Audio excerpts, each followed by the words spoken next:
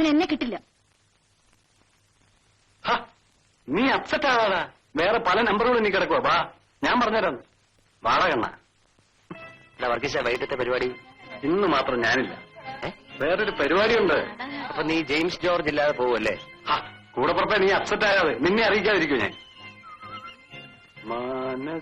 വർഗീസേ, നമ്മുടെ സീതയുടെ ചാരിത്രശുദ്ധി നമുക്കൊന്ന് പരിശോധിക്കണമല്ലോ. നമുക്കൊരു അഗ്നിപരീക്ഷണം തന്നെ നടത്തിക്കളയാം.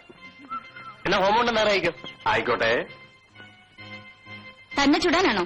ശരിയേ, ഇങ്ങനെ നടന്ന് അറിയാലേ ഭൂമി കുലുങ്ങും. എത്ര പറഞ്ഞിട്ട് നാണമില്ലല്ലോ തെണ്ടികൾ. സരിതമോളെ, നിന്നെ മിന്നിട്ട് ഞാൻ എടുത്തില്ലെങ്കിൽ എന്റെ പേര് ജെയിംസ് ജോർജ് എന്നല്ല. എന്റെ ശവമായിരിക്കും താൻ എടുക്കുന്നത്. സരിതേ, സരിതേ, എന്താടോ താൻ ഈ ലോകത്തൊന്നും അല്ലേ? Sorry madam. തന്നെ പ്രിൻസിപ്പാൾ വിളിക്കുന്നു. മേലാൽ ഇത് ആവർത്തിക്കാതിരിക്കാൻ ശ്രദ്ധിക്കണം. സർ, ഞാൻ ഒരു തെറ്റും ചെയ്തിട്ടില്ല. അവരിങ്ങനെ ശല്യപ്പെടുത്താൻ തുടങ്ങിയാൽ ഞാൻ പിന്നെ എന്ത് വേണം? എങ്കിലും ഒരാണിന്റെ നേരെ കൈ ഉയർത്തിയത് അത്ര നന്നായില്ല. ഞാൻ പരമാവധി സഹിച്ചു സർ. സരിത ഒന്ന് മനസ്സിലാക്കണം. അവർക്ക് നഷ്ടപ്പെടാൻ ഒന്നുമില്ല. പക്ഷേ താനൊരു സ്ത്രീയാണ്. അതുകൊണ്ടാണ് സർ ഞാൻ ഇത്രയും ക്ഷമിച്ചത്. ജെയിംസ് ജോർജിന്റെ അപ്പച്ചൻ പ്രാംപറമ്പിൽ തോമസ് ജോർജ് ഈ നാട്ടിലെ ഏറ്റവും വലിയ പണക്കാരനാണ്. അയാൾക്കിവിടെ പല സ്വാധീനങ്ങളും ഉണ്ട്. പണക്കാരുടെ മക്കൾക്ക് മാത്രം പഠിച്ചാ പോരല്ലേ സർ? ഞങ്ങൾക്കും കൂടി ഒന്ന് രക്ഷപ്പെടണ്ടേ? ഞാൻ ജെയിംസ് ജോർജിനെയും വർഗീസിനെയും വാൺ ചെയ്ത് അയച്ചിട്ടുണ്ട്. സരിത പോയിക്കോളൂ. Thank you sir.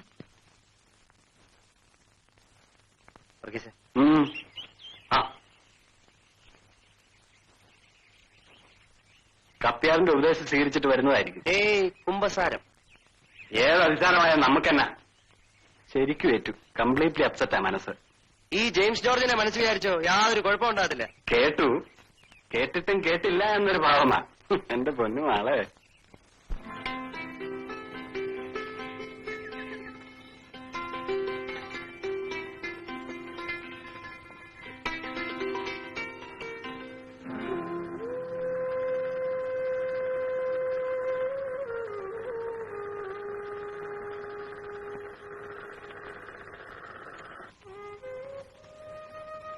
നിന്റെ യോഗമാ മോളെ.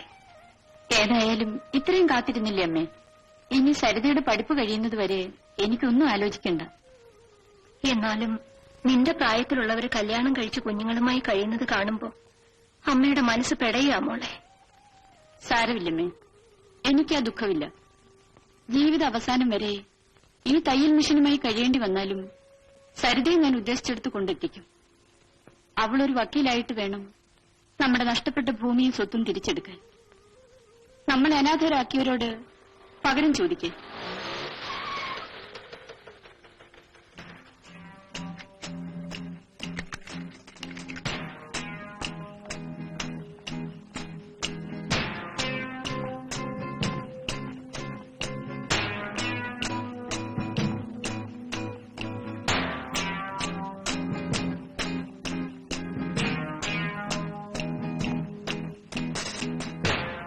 സരിതയുടെ അമ്മയും ചേച്ചിയല്ലേ?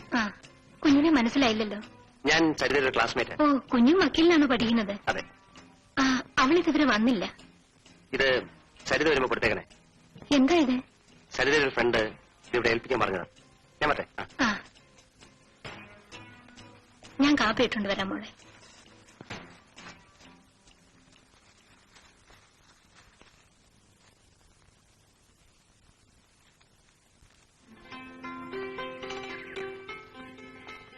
ഹലോ, പിന്നെ സുഖമാണല്ലോ. ശരി.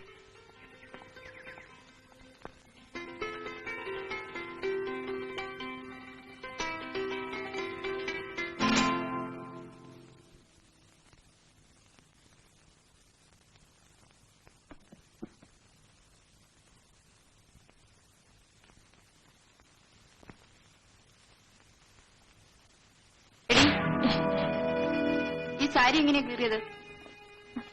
എങ്ങനെയാ കീറിയതെന്ന്? എന്റെ സാരി കീറിയില്ലല്ലോ. നീ കള്ളം പറയാനും തുടങ്ങിയല്ലേ? നിന്നെ ഞങ്ങൾ വക്കീലിന് പഠിപ്പിക്കുന്നതേ കള്ളം പറയാനല്ല. കള്ളം പറയുന്നവരെ കൊണ്ട് അത് പറയിപ്പിക്കാതിരിക്കാനാണ്. ചേച്ചി, പിന്നെ നമ്മുടെ രേഖയില്ലേ, രേഖ അവളുടെ കൈ പിന്നെ വിദ്യാഭ്യാസം കുറഞ്ഞു പോയതിന്റെ പേരിൽ വയസ്സിന് മൂത്ത ഞാൻ നിന്റെ അനിയത്തിയാവണമെന്നില്ല. ദാ നിന്റെ ഫ്രണ്ടിന്റെ സമ്മാനം. ഫ്രണ്ട് ഏതാണെന്ന് നിനക്കറിയാമല്ലോ. അതിലും മായം കലർത്താൻ ഉദ്ദേശമുണ്ടോ?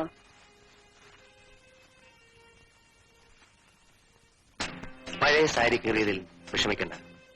അതിനേക്കാൾ മനോഹരമായ മറ്റൊന്ന്. സ്വന്തം ജി.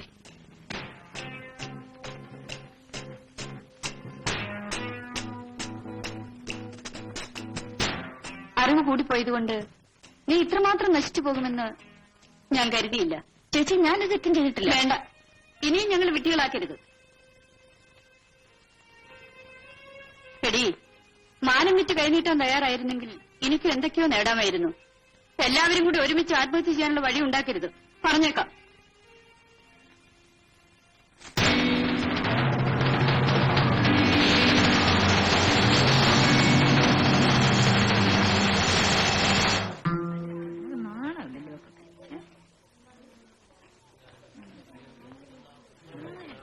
ശരിയോളെ, ഞാൻ തന്ന സാരി എങ്ങനെയുണ്ട്? ഇഷ്ടപ്പെട്ടോ?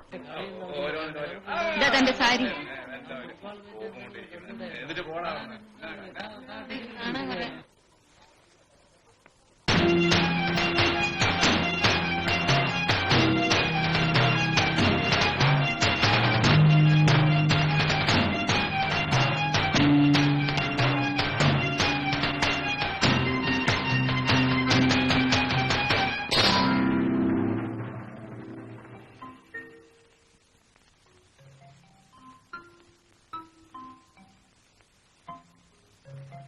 എന്നാലും സരിത ഇങ്ങനെ ചെയ്യുമെന്ന് വിചാരിച്ചിരുന്നില്ല. അല്പം കടുപ്പമായി പോയി. അവളെ, ഈ ജെയിംസ് ജോർജിനെ അവൾ ശരിക്കും മനസ്സിലാക്കാൻ പോകുന്നേ ഉള്ളൂ. ഇത്രയും കാലം പുറകെ നടന്നതല്ലേ, ഒന്ന് തൊടാൻ പോലും കഴിഞ്ഞില്ലല്ലോ. ഒരുത്തനും തിരിഞ്ഞു നോക്കാത്ത വിധം ഞാൻ അവളുടെ ജീവിതം തകർക്കും. അവസാനം അവൾ എന്റെ അടുത്ത് തന്നെ വരും. ആഹാ, അത് കൊള്ളാം. അറിയിലൂടെ കൂടിയിരിക്കായിരുന്നു. നിന്നെയും കാത്തി ഞാൻ ഇതുവരെ കവിത തിയേറ്ററിൽ വെയിറ്റ് ചെയ്യായിരുന്നു. വർഗീസേ, ഇനി അവളെ വെറുതെ വിട്ടുവിടാം. ഹാപ്പി ആയിരിക്കുന്ന ഒരു മൂഡിൽ നീ മനസ്സ് അപ്സെറ്റ് ആക്കാറാ. അവളെ പൊക്കണോ? ഇന്ന് ഞാൻ പൊക്കൊണ്ടുവരാം. ഒരു ദിവസം എന്റെ കിടപ്പറയിൽ കിടത്തിയോണ്ട് മാത്രം എനിക്ക് അവളോടുള്ള പകരയില്ല. അവൾ നശിക്കണം. ഈ നാട് വിട്ടോടണം. അതിനൊക്കെ വഴി ഉണ്ടാക്കാന്നേ.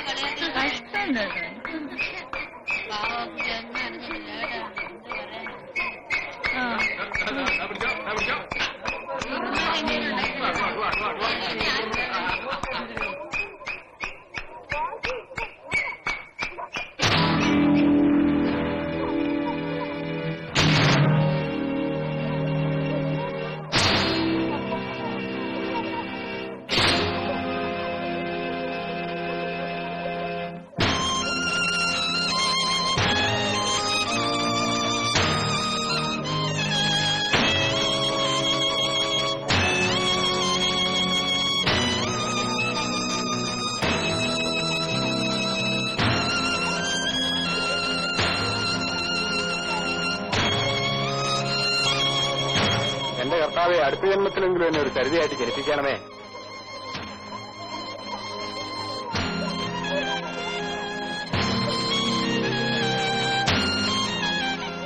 ജെയിംസ്, നിങ്ങൾ ജയിച്ചിരിക്കുന്നു.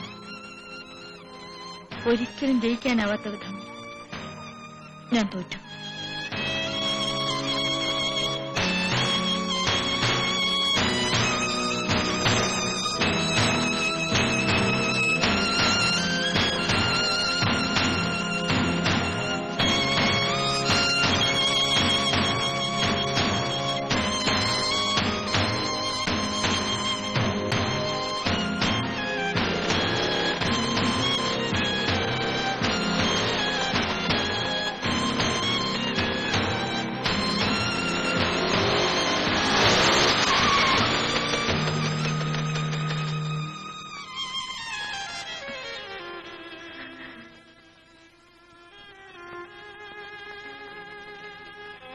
ഇന്നത്തോടെ എന്റെ പഠിത്തം അവസാനിച്ചു. തൃപ്തിയായില്ലേ? ഇനി എന്നെ എന്റെ കുടുംബത്തെയും കൊല്ല്. എന്നിട്ട് ആ ശവങ്ങൾക്ക് മുകളിൽ കയറി നിന്ന് നിങ്ങളുടെ ആഗ്രഹം നിറവേറ്റ്.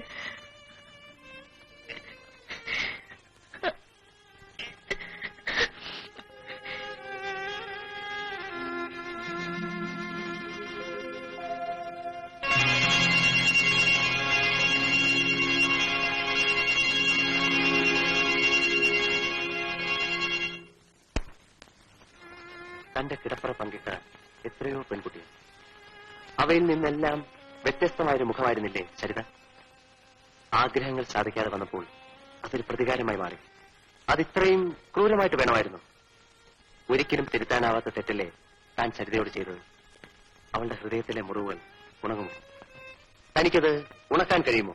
ഇന്നോളം മറ്റുള്ളവരുടെ വേദനയിൽ ആനന്ദം കണ്ടിരുന്ന തനിക്ക് ഈ അസ്വസ്ഥത എവിടെ നിന്നുണ്ടായി?